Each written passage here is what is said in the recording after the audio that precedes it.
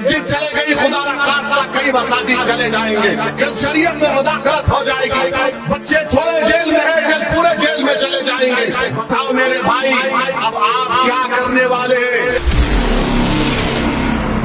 खबरदार, मैं उन दल्लालों से कह रहा हूं जो मुसलमानों की सफों में, मैं उन चौधरियों से कह रहा हूं जो दिल्ली में बैठकर हमारे इत्तेहाद का सौदा करते हैं। तुमने मेहरौली की मस्जिद को खो दी सेकुलरिज्म के नाम पर। तुम कोई बकरे नहीं है कि जिस हरक के पीछे चलोगे। तुमको शेर बनना है, तुमको कौम की क़ियादत करना है, तुमको मुल्क को लेकर आगे बढ़ना है। ये मदरसे इत्तेहादुल मुस्लिमीन का पैगाम है। आज भारत की सियासत में नक्शे में तुम कहीं पर नहीं हो। अल्लाह को गवाह रखकर हाथ उठाना। दोबारा पूछ रहा हूं, वोट लेने वाले बनोगे? 17 करोड़ तुम्हारी आबादी है, 14% है, आप 5% आपके एमपी नहीं है। मेरी इस बात को ज़हन नशीन कर लो कि बीजेपी को रोकने की जिम्मेदारी सिर्फ 17 करोड़ मुसलमानों की नहीं है। बीजेपी को रोकने की जिम्मेदारी हर समुदाय के जिम्मेदारों की है, मगर हम ये समझते हैं कि सिर्फ हमारी जिम्मेदारी है। अरे बताओ, आखिर कब तक आप इन्हीं सियासी हरकतों पर अमल करते रहेंगे?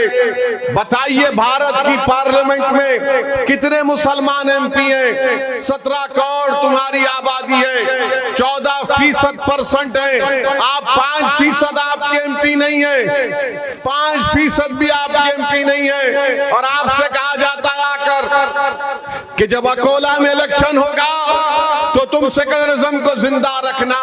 खबरदार, मैं उन दल्लालों से कह रहा हूं जो मुसलमानों की सफों में है। मैं उन चौधरियों से कह रहा हूं जो दिल्ली में बैठकर हमारे इत्तेहाद का सौदा करते हैं। अरे तुमको क्या अल्लाह का खौफ नहीं है? तुम कब तक मुसलमानों का ठेका लेकर नुकसान पहुंचाओगे? अरे बताओ तुम इन लोगों को कि आज मोदी अगर जीतता है तो मुसलमानों की वजह से नहीं, मोदी अगर जीतता है तो उसने अपने आप को एक बड़ा लीडर बना दिया, हिंदू हृदय सम्राट कहकर वो तमाम मेजॉरिटी कम्युनिटी को एक करने की कोशिश कर रहा है। अरे नरेंद्र मोदी ने भारत में, भारत की सियासत में मुसलमानों को मार्जिनलाइज करके रख दिया। आज भारत की सियासत में नक्शे में तुम कहीं पर नहीं हो। तुम अकोला की सरजमीन पे हजारों की तादाद में इस गुनाहगार और दीवाने की बात सुनने आए हो, मगर मेरे भाई बताओ, तुम्हारा भारत की सियासत में कहां है तुम्हारा निशान? बताओ। तुम अगर ये समझते हो कि असदुद्दीन ओवैसी और इम्तियाज जलील है, नहीं, भारत की पार्लियामेंट में, महाराष्ट्र की विधानसभा में एक असदुद्दीन और इम्तियाज जलील नहीं, बल्कि ऐसे 50-60 इम्तियाज जलील महाराष्ट्र और पार्लियामेंट में होना चाहिए। क्यों नहीं हो रहा है? क्योंकि तुम मुत्तहिद नहीं हो। तुम यहाँ जलसे में आ गए हो, तुम नारे लगा रहे हो, मगर जब वोट डालने की बात आती तो तुम्हारे दिमाग में एक चीज डाल दी गई है, सेकुलरिज्म, सेकुलरिज्म। अरे जो संविधान में सेकुलरिज्म लिखा गया, मैं उसको मानता हूं। तुम सियासी सेकुलरिज्म को मत मानो खुदा के लिए। क्या मिला तुमको? तुमने मस्जिद को खो दी सेकुलरिज्म के नाम पर। तुमने मेहरौली की मस्जिद को खो दी सेकुलरिज्म के नाम पर। तुम्हारी हमारी शरीयत में मदाखलत की बात हो रही है। मेरे भाई बेदार हो जाओ, सिर्फ वोट डालने वाले मत बनो। तुम कोई बकरे नहीं है कि जिस हर एक के पीछे चलोगे। तुमको शेर बनना है, तुमको कौम की क़ियादत करना है, तुमको मुल्क को लेकर आगे बढ़ना है। ये मदरसे इत्तेहादुल मुस्लिमीन का पैगाम है।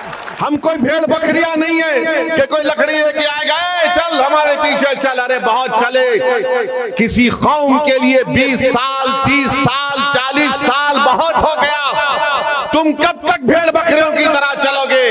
क्या तुम में एतमाद नहीं नहीं है? क्या तुम में कॉन्फिडेंस नहीं है? क्या तुम मुल्क की क़ियादत नहीं कर सकते? क्या तुम लीडर नहीं बन सकते? क्या तुम असदुद्दीन ओवैसी से बेहतर कायद नहीं बन सकते? तुम बन सकते, सिर्फ शर्त यह है कि तुम अपने आप में एतमाद पैदा करो।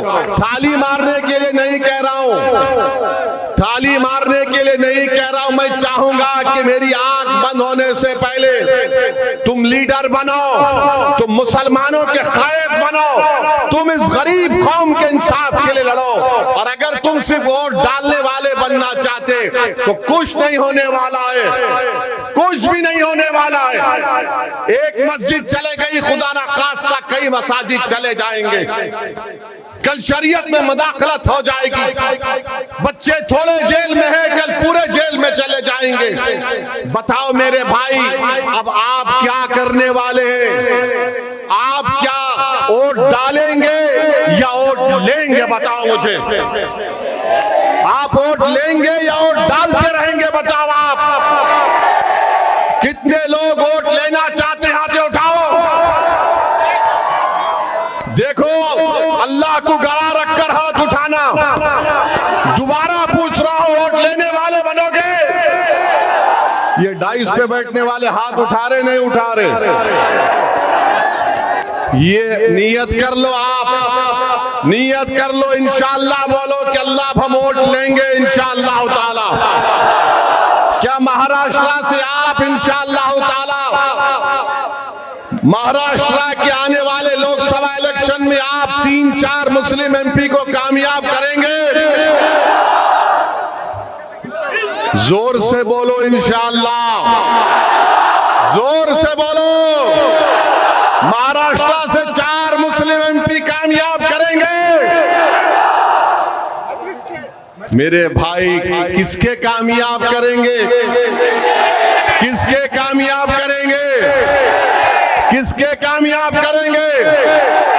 आवाज नहीं आ रही, जोर से बोलो ताकि शिंदे को मालूम हो जाए, फडणवीस को मालूम हो जाए, शरद पवार को मालूम हो जाए, अमित शाह को मालूम हो जाए और मोदी को मालूम हो जाए कि महाराष्ट्र से मजलिस के 4 मुस्लिम एमपी कामयाब होंगे इंशाअल्लाह। ये चीज पैदा करो। ये सेलफोन लाइटा लगाना नहीं है, अभी दिमाग में बत्ती जलाओ, दिमाग को खोलो, सीने को चौड़ा करो। डर डर कर, घुट घुट कर जिंदगी मत गुजारो, शेरों की तरह जिंदगी गुजारो। ये जिंदगी चंद दिनों की है, गुलामी करने के लिए नहीं है।